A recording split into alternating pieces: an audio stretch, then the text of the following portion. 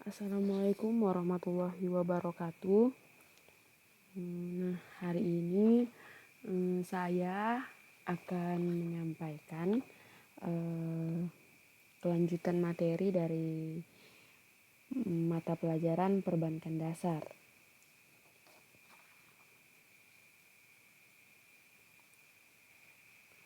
Nah, langsung saja ke materi. B. Asas perbankan di Indonesia.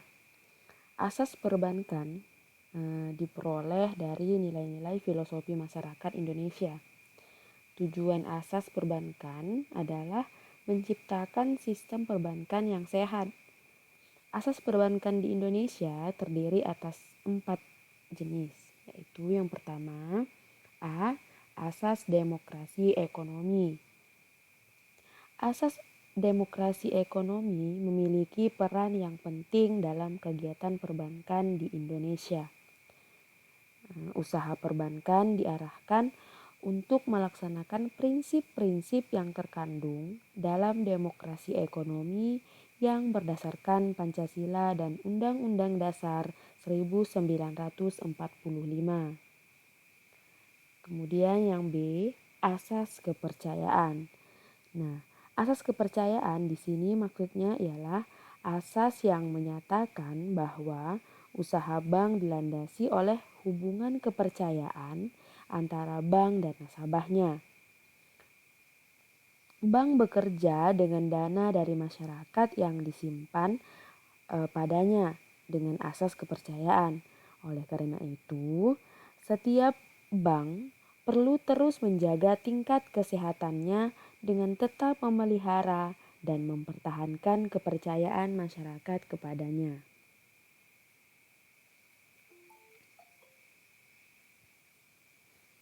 Kemudian C, asas kerahasiaan.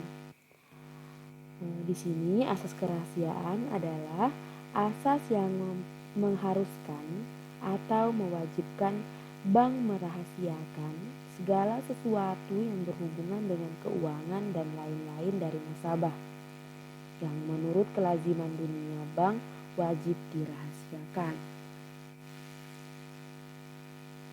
Kemudian D, asas kehati-hatian. Asas kehati-hatian di sini ialah asas yang menyatakan bahwa bank dalam menjalankan fungsi dan kegiatan usahanya wajib menerapkan prinsip kehati-hatian dalam rangka melindungi dana masyarakat yang dipercayakan kepadanya.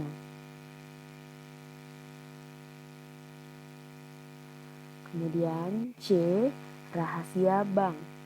Rahasia bank ialah segala sesuatu yang berhubungan dengan keterangan mengenai nasabah, penyimpanan, dan simpanannya. Nah, rahasia bank meliputi segala keterangan tentang orang dan badan yang memperoleh pemberian layanan dan jasa dalam lalu lintas uang baik di dalam negeri maupun di luar negeri yang berkenaan dengan hal-hal antara lain jumlah kredit, jumlah dan jenis rekening nasabah, pemindahan bukuan, pemberian garansi bank, pendiskontoan surat berharga, dan pemberian kredit.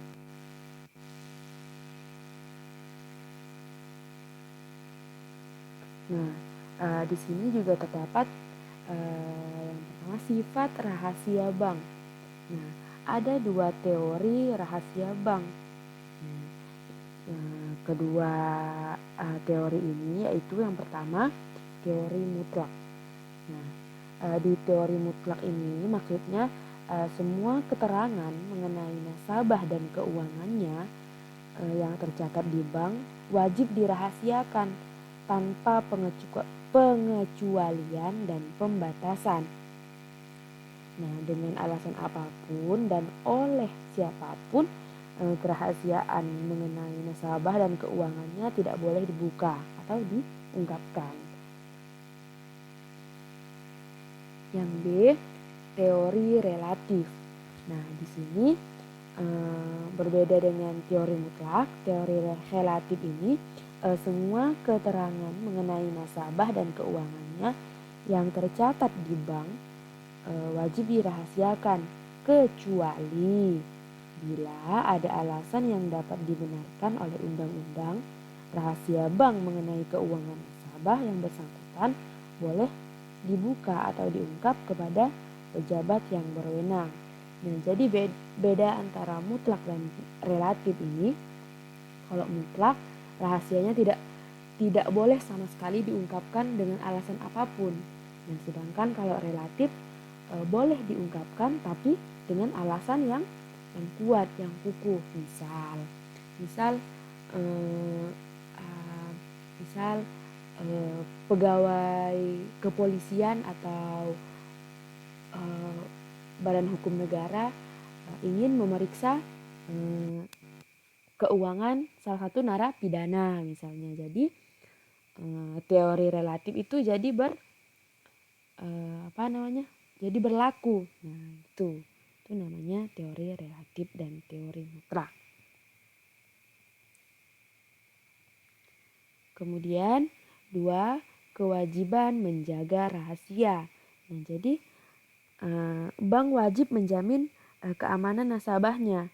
Nah, pihak bank dilarang untuk memberikan keterangan yang tercatat tentang keuangan dan hal lain dari nasabahnya.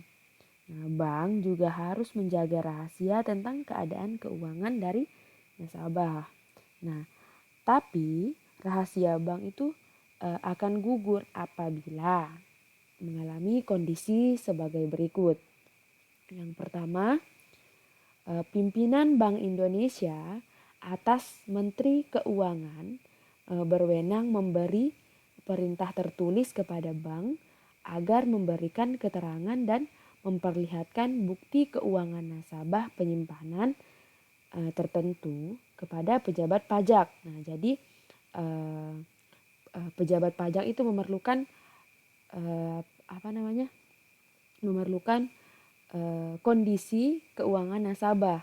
Nah, kemudian B, pimpinan Bank Indonesia memberikan izin kepada pejabat bank urusan piutang negara untuk memperoleh keterangan dari bank mengenai simpanan nasabah atau debitur. Nah, jadi badan urusan piutang negara ini memerlukan data dari nasabah. Jadi Bank Indonesia boleh memberitahu keadaan keuangan nasabahnya. Kemudian C, pimpinan Bank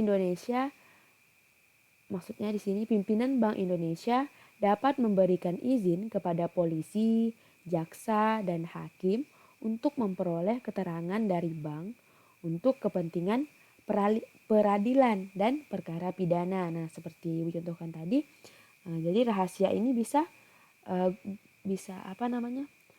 gugur. Nah, apabila jaksa, polisi, atau hakim itu memerlukan keterangan dari bank untuk kondisi keuangan dari narapidana.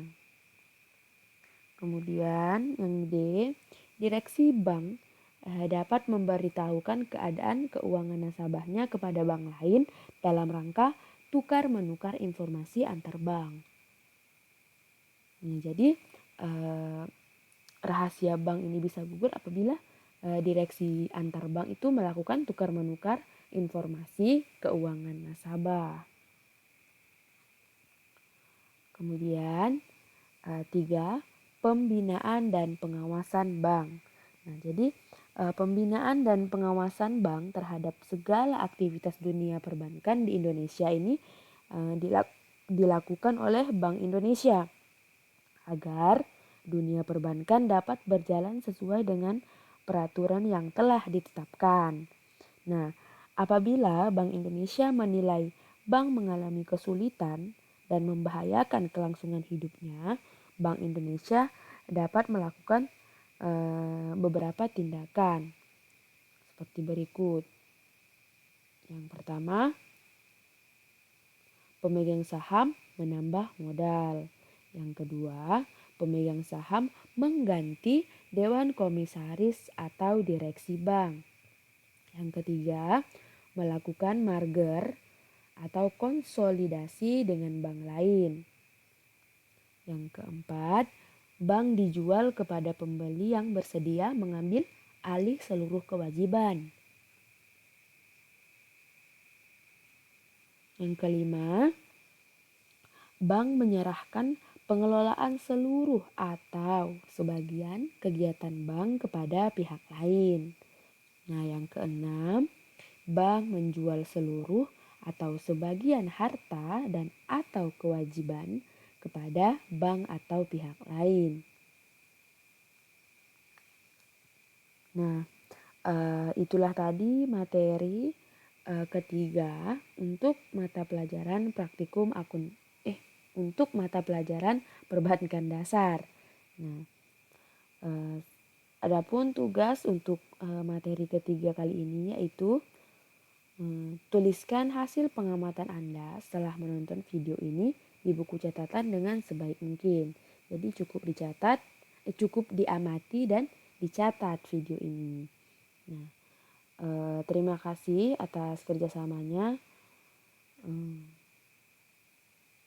Wabillahi taufiq wal hidayah. Wassalamualaikum warahmatullahi wabarakatuh.